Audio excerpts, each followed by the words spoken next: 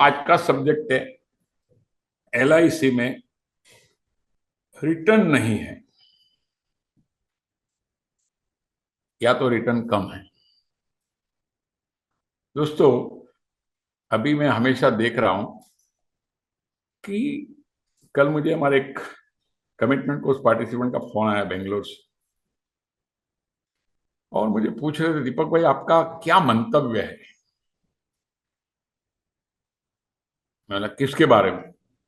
बोलो इन्वेस्टमेंट के बारे में, पॉलिसी के बारे में, इंश्योरेंस के बारे में, आपका मंतव्य क्या है। मतलब पहले आप बताइए। तो बहुत अच्छे व्यक्ति है बेंगलोर से, मधुसूदन करके, और प्यारे व्यक्ति है। उनको जब भी फोन लगाओ तो हरे कृष्ण के नाम से बोला, हरे कृष्ण, हमेशा हरे कृष्ण, फोन उठाया हरे कृष्ण बोलते। तो मुझे बोला सर आजकल क्या है ना, लोग बहुत शॉर्ट टर्म चाहते हैं। लोग एकदम शॉर्ट टर्म चाहते हैं। अभी पढ़े लिखे लोग इंश्योरेंस सुनना नहीं चाहते हैं। ऐसा है वैसा है। सो मैं हंसा। फोन पे बात चल रही थी, मैं हंसा तो बोले आप हंस क्यों रहे। तो आप सभी लोगों ने सत्यनारायण व्रत कथा सुनी होगी। हमारे गुजरात में तो बहुत फेमस है, बॉम्बे में भी होती है। और अगर आपने कथा सुनी होगी तो उसमें एक अध्याय आता है। उसमें है एक बनिया और उसका दामाद दोनों व्यापार करने को जाते हैं। और उन्होंने सोचा था कि मतलब वो आगे से कथा चली आ रही है कि एक आदमी को संतान नहीं था, वो कहीं पूजा में जाता है तो उसने देखा सत्यनारायण का व्रत हो रहा है। तो उसने बोले व्रत काय का है, क्या है। तो उसने बोला मुझे संतान नहीं है, इसके लिए व्रत रखा था और ये व्रत रखने से संतान प्राप्ति हुई। फिर उसने बोला, बनिए ने भी बोला कि मैं भी, मेरे घर पे संतान आएगा तो मैं भगवान का व्रत रखूंगा। उसके घर पे बेटी का जन्म हुआ, कलावती करके नाम रखा उसका। जो लोगों ने सुना उसको पता होगा। तो फिर उसकी बीबी ने बोला कि हमारे घर पे संतान हुआ है, अभी आप वो पूजा क्यों नहीं कर रहे हो। बोला बेटी की शादी के टाइम साथ में कर लेंगे। तो शादी भी हो गई, शादी के टाइम भी भूल गया। फिर दामाद को लेके कहीं देश, आउट ऑफ कंट्री में बिजनेस करने को जाता है।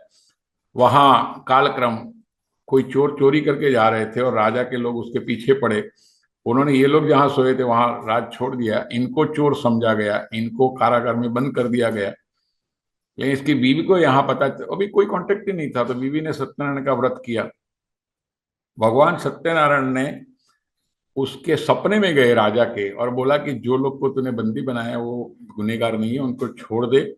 जितना धन उनसे लिया उससे अनेकों गुना ज्यादा दे। अगर तूने नहीं किया तो मैं तेरे को राजा पद से, तू राजा नहीं रहेगा। तो उसने सुबह सुबह सबको बुलाया, सपने की बात की, उनको बुलाया और उनको बहुत धन दिया और सम्मान के साथ विदा किया। अभी वो अपने घर आ रहे थे तो भगवान उनकी परीक्षा ले रहा था। भगवान दंडी स्वामी के रूप में प्रकट हुए और उनको पूछा, हे बनिए तेरे नाव में क्या है। तो उसने बोला मेरे नाव में बेल और पत्ते हैं, मतलब घास फूस है। और वो घास फूस हो गए। ये कथा मैंने अनेकों गुना सुनी है और मैं ब्राह्मण हूँ और हमारे ब्राह्मण लोग कथा रोज करवाते हैं। मेरे चाचा, अभी मैंने कल उनको पूछा परसों कि आप एक कथा दोबारा मुझे बताइए, फ्रेश हो जाए। इसका मतलब है कि आपके दिमाग में आता है, आपके मुंह से जो आता है वो हकीकत होती है। जो मैं बताने की कोशिश कर रहा था, तो मधुसूदन को मैंने बोला, मधुसूदन तुम जो सोच रहे हो वो तुम्हारे लिए हकीकत है। अभी देखो, मैं कोटाराम ने बोला last date we did puja in our house like every year. तो बहुत लोग करते रहते हैं, लेकिन इसमें हर एक जो अध्याय रहता है ना उसको ध्यान से सुनना चाहिए। और मैं अगर आपको बोलता हूं, आपको लग रहा है कि एलआईसी में रिटर्न नहीं है, 110% नहीं, क्योंकि आप वो मानते हो। क्योंकि आप जो मानते हो उसके लिए उसके लायक सोच आती रहती है आपको उसके ही बारे में। और आप देखना, मैं आपको एक प्रूफ देता हूं। आपने कभी सोचा कि मुझे होंडा सिटी गाड़ी लेनी, आपको देखना रोड पे सब होंडा सिटी दिखने को मिलेगी। जितने लोग देखो, आपने जो गाड़ी लेने का सोचा वही गाड़ी आपको रोड पे दिखाई देगी। क्यों रोड पे, वही रोड पे तो बहुत गाड़ियां चलती रहती है। ये हकीकत है। मतलब हम जो सोचते हैं वो सोच, अब ये सोच भी क्यों आती है उसके पर भी जाना बहुत जरूरी है। क्योंकि आपको सोच, देखो दो टाइप की सोच आती है, एक नेगेटिव आती है, पॉजिटिव आती है। पॉजिटिव सोच लानी पड़ती है। पॉजिटिव सोच लाने के लिए कुछ पढ़ाई करनी पड़ती है, कुछ पढ़ना पड़ता है, कहीं व्याख्यान में जाना पड़ता है, कोई ट्रेनिंग में लेके जाना पड़ता है। हमारे घर पे कचरा रोज आता है, उसको साफ करना पड़ता है। वैसे हमारे दिमाग में कचरा रोज आता है, उसको साफ करना पड़ता है। 60,000 डेली में सोच आती, 60,000। उसमें से काम की सोच एक या दो या 5% ही होती। मतलब 95% नेगेटिविटी ऑटोमेटिक आती है। हाँ, लेकिन अगर आप सावधान हो, आप कहीं ट्रेनिंग में गए, अभी आज आप मेरे सामने बैठे हो, आप भी बहुत लोग पावन हो जाने वाले। आप कन्वेंशन में आते हो, सब लोग माहौल सुन के सब पावन हो जाते हैं।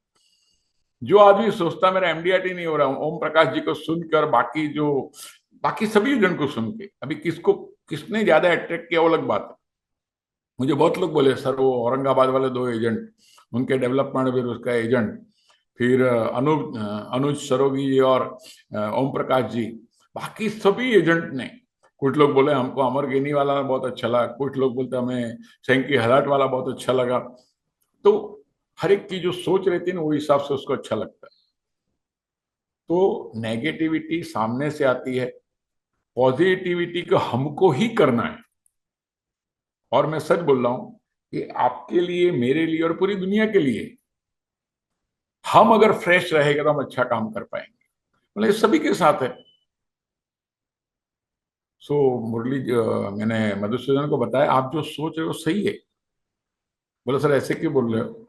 मतलब हम जो सोचते हैं उसके बारे में, उसके लायक विचार आता है, उसके जैसी गाड़ियां दिखती है, हम सोचते ये गाड़ी लेने, तो उसके जैसी गाड़ी दिखती है, हम सोचते हैं ये इसमें रिटर्न नहीं है। तो पहली शुरुआत कहाँ से होती है? हमारे दिमाग से होती है। करेक्ट। सो वो हंसने लगा, बोला सर बात तो आपकी सही है। मतलब कितने टाइम से ट्रेनिंग में नहीं, कितने टाइम से आप ये हो। फिर मैंने एक दो एग्जांपल दिए कि कोई भी मिशन है, कोई भी गेम है, तो सब लोग लास्ट में जान लगा देते। अभी लास्ट नहीं है, अभी तो थोड़ा बाकी है। अभी तो हमारी सेमीफाइनल चल रही, नवंबर है।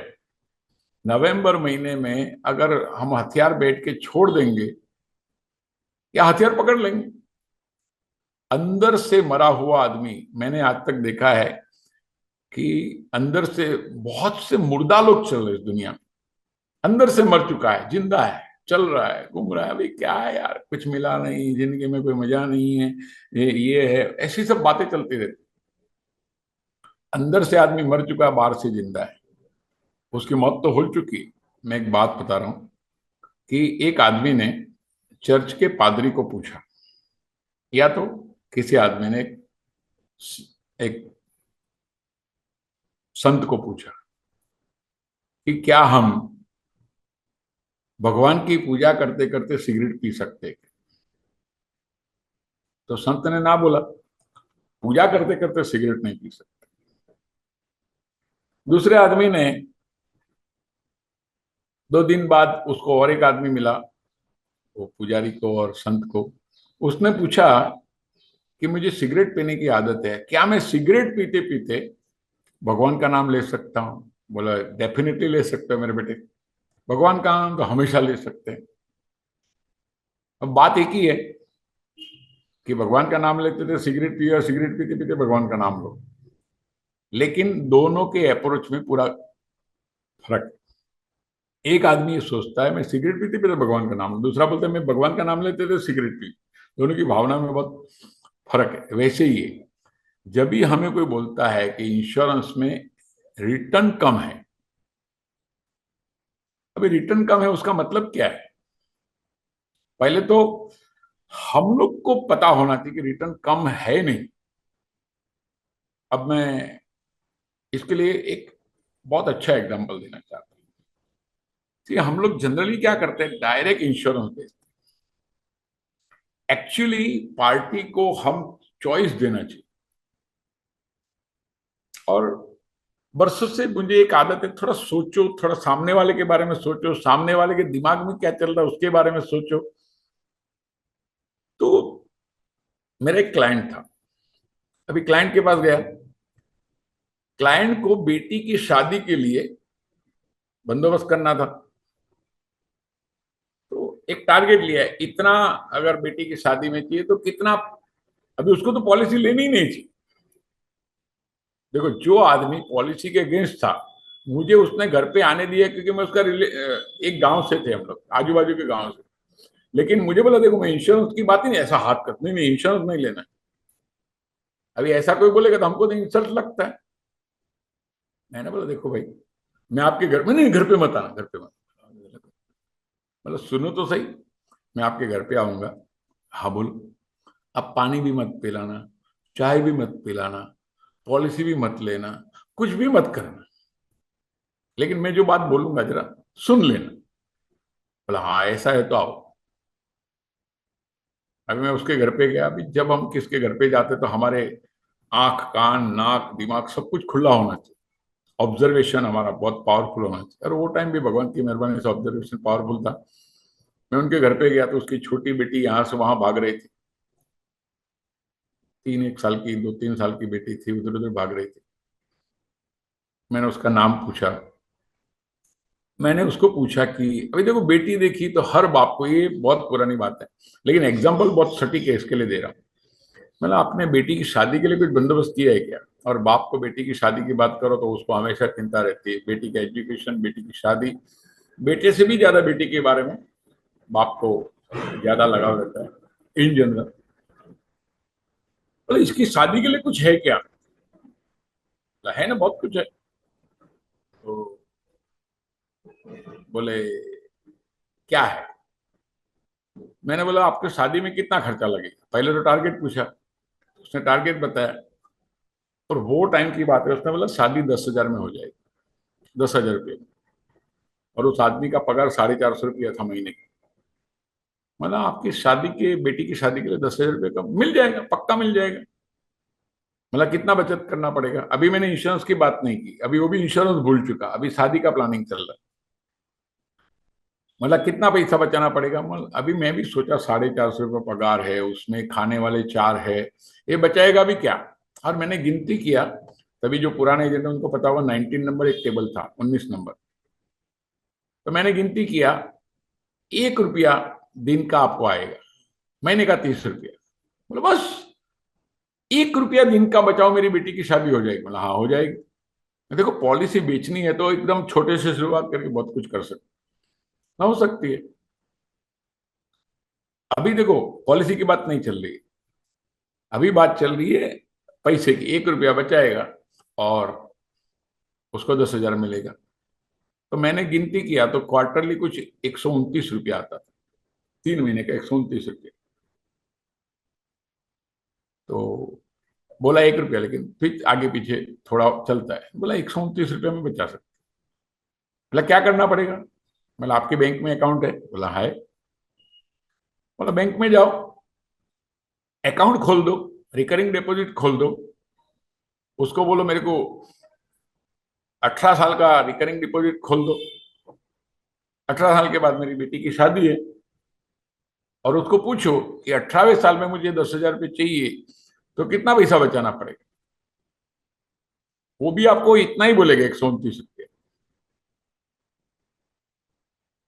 अभी बैंक में 4% रिटर्न है, सेविंग बैंक में। रिकरिंग में खोल खोल के थोड़ा ज्यादा होगा, 5 6% होगा। बोला अच्छी बात है, बैंक में जमा कर देते हैं। पहले मैंने इंश्योरेंस नहीं बेचा, पहले मैंने क्या बताया, बचत करो। पहले तो तुम्हें इतना पैसा बचाने की, इतनी बचत करनी, क्योंकि उसमें इंटरेस्ट ऐड होगा। तो बोला अच्छी बात है। मैंने बोला अभी एक बात बताइए, आप बैंक में आपने 129 रुपया जमा किया, आप 18 साल तक जमा करते रहो, 18 साल के बाद आपको बेटी की शादी के लिए 10,000 रुपये मिल जाएंगे। बोला हाँ, उसमें कोई डाउट है क्या? बोला नहीं डाउट है। बोला आप मेरे पास भी भरो, LIC में भरो, LIC में 129 रुपया भरो, LIC भी आपको बेटी की शादी के लिए 18 साल के बाद 10,000 रुपये दे देंगे। बोला अच्छा है, फिर पॉलिसी कर लो। बोला रुको तो सही। मैं बोला मुझे एक बात बताओ, आप बैंक में पैसा रखोगे, 1 महीने रखा, 2 महीने रखा, 3 महीने रखा, हर महीने रखते जाओ, समझो दूसरे साल में आपकी डेथ हो जाती तो बैंक क्या देगी? उसको पूछा, मैंने नहीं बताया। एक्चुअली हमें सवाल पूछना चाहिए, हमें जवाब नहीं देना चाहिए। तो बैंक क्या देगी? बोला बैंक क्या देगी, 129 रुपया जो हर क्वार्टरली जमा किया है, तो 500 रुपया वो, 500 550 रुपया वो, और 25-50 रुपया ब्याज देगी। मतलब मर गए तो? बोला हाँ मर गए तो ऐसा देगी। बोला मेरी LIC, आपने वही टाइम पे आपको कुछ हो गया, मेरी LIC आपको आपकी बेटी की शादी के टाइम 10,000 रुपये दे देगा, बाकी का पैसा भरने की कोई जरूरत नहीं। बोले तो बहुत अच्छी बात है। अब देखो, मैंने इंश्योरेंस पे से बैंक नहीं समझा, बैंक पे से इंश्योरेंस समझा।